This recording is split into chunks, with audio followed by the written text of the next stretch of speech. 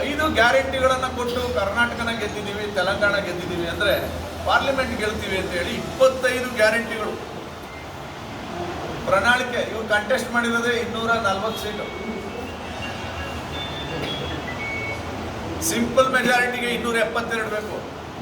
ಇವ್ರು ಕಂಟೆಸ್ಟ್ ಮಾಡಿರೋದೇ 243. ಪ್ರಣಾಳಿಕೆಯಲ್ಲಿ ನಾವು ಅಧಿಕಾರಕ್ಕೆ ಬಂದರೆ 25 ಗ್ಯಾರಂಟಿಗಳನ್ನ ಕೊಡ್ತೀವಿ ಅಂತ ಹೇಳಿದ್ದಾರೆ. ಬಿಜೆಪಿ ಅಧಿಕಾರಕ್ಕೆ ಬಂದರೆ ಸಂವಿಧಾನ ಬದಲಾಯಿಸ್ಬಿಡ್ತಾರೆ.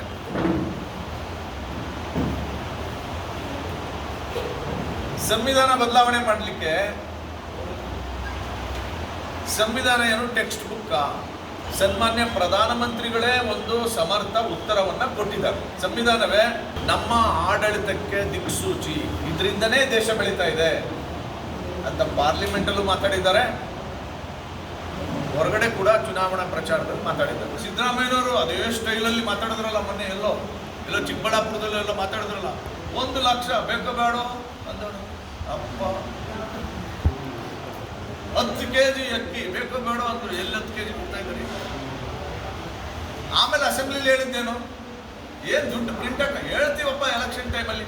ದೇರ್ಫೋರ್ ಇವರ ಸೈಕಲಾಜಿಕಲ್ ಸೆಟಪ್ ಹೆಂಗಿದೆ ಅಂತಂದ್ರೆ, ಈ ಗ್ಯಾರಂಟಿಗಳು ಬಡವರ ಯೂನಿವರ್ಸಲ್ ಬೇಸಿಕ್ ಇನ್ಕಮ್ಗೆ ಕೊಡುವಂತಹ ಗ್ಯಾರಂಟಿಗಳಲ್ಲ. ಇದು ವೋಟನ್ನ ಕೋರ್ಕೊಳಕ್ಕೆ ಮಾಡ್ತಾ ಇರುವಂತ ಗ್ಯಾರಂಟಿಗಳು. ಸುಮಾರು 11 ಕೋಟಿ ರೈತರಿಗೆ ಕಿಸಾನ್ ಸಮ್ಮಾನ್ ಯೋಜನೆ 6,000 ಕೊಡ್ತಾ ಇದ್ದೀವಿ. ಯಡಿಯೂರಪ್ಪ ಸಾಹೇಬರು ಮುಖ್ಯಮಂತ್ರಿ ಆಗಿದ್ದಾಗ ಅದಕ್ಕೆ 4,000 ಸೇರಿಸಿ 10,000 ಕೊಡ್ತಿದ್ವಿ. ಸಿದ್ದರಾಮಯ್ಯ ಬಂದ ತಕ್ಷಣ 4,000 ಕಟಾವು. ಆ ದುಡ್ಡನ್ನ ಗ್ಯಾರಂಟಿಗಳಿಗೆ ಇಟ್ಕೊಳ್ತಾರೆ. UPA ಸರ್ಕಾರ ಇದ್ದಾಗ ಸಾಲ ಮನ್ನಾ ಮಾಡಿದ್ದು 80,000 ಕೋಟಿ. ನಾವು ಕಿಸಾನ್ ಸಮ್ಮಾನ್ ಯೋಜನೆಯಲ್ಲಿ ರೈತರಿಗೆ ತಲುಪಿಸಿರೋದು DBT ಮೂಲಕ. 1 ರೂಪಾಯಿ ಲಂಚ ಇದ್ದರೆ ಡೈರೆಕ್ಟಾಗಿ ತಲುಪಿಸಿರೋ ಹಣ ಎಷ್ಟು ಅಂದರೆ 2,80,000 ಕೋಟಿ.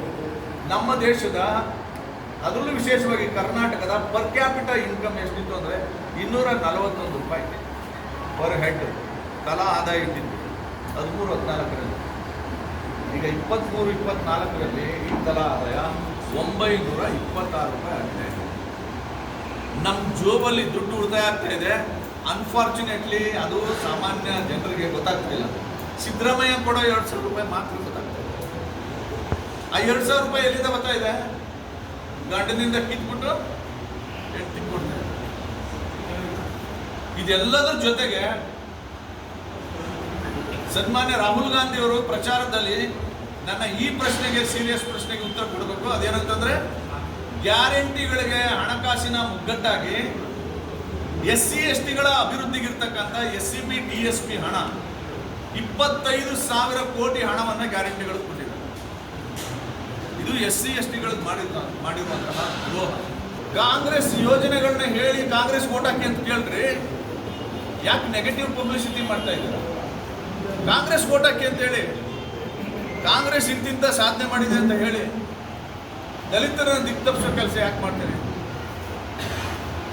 ಈಗ ದೇವನೂರು ಮಾದೇವರು ಅಂತ ಮಾತಾಡಿದ್ದಾರೆ ಮೈಸೂರಲ್ಲ, ಮಂಡ್ಯದಲ್ಲ ಹೇಳೋರು.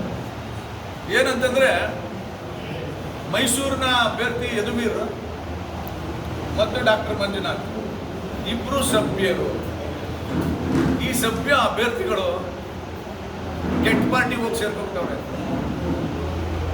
ಅದು ಕೆಟ್ಟ ಪಾರ್ಟಿನ ಒಳ್ಳೆ ಪಾರ್ಟಿನ ಅಲ್ಲಿರಲಿ, ಇವರಿಬ್ರು ಸಭ್ಯರು ಅಲ್ವಾ? ಹಾಗಾದ್ರೆ ಇವ್ರ ವಿರುದ್ಧ ನಿಂತಿರೋರು ಯಾರು?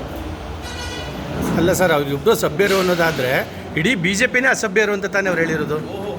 ಹಾಗೆ ಅಲ್ವಾ? BJPನೇ ಅಸಭ್ಯರು ಹೇಳಿದಾರಲ್ಲ, ನೀವೇ ಹೇಳಿದ್ರಲ್ಲ. ಅದೇ BJP ಅವರೇ ಈ BJPನಲ್ಲಿ ನಿಂತಿರುವಂಥ ಇಬ್ಬರು ಸಭ್ಯರು ಅಂತ ಹೇಳಿದ್ದಾರೆ.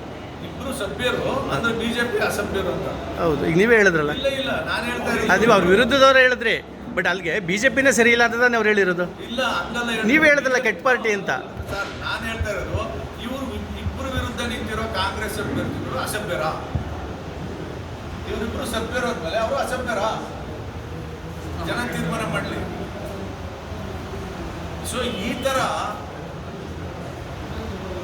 ಎಮೋಷನಲ್ ಆಗಿ ಒಂದು ಪರ್ಟಿಕ್ಯುಲರ್ ಸಮುದಾಯನ ಗುರಿಯಾಗಿಟ್ಕೊಂಡು ರಾಜಕಾರಣ ಮಾಡಬಾರ್ದು.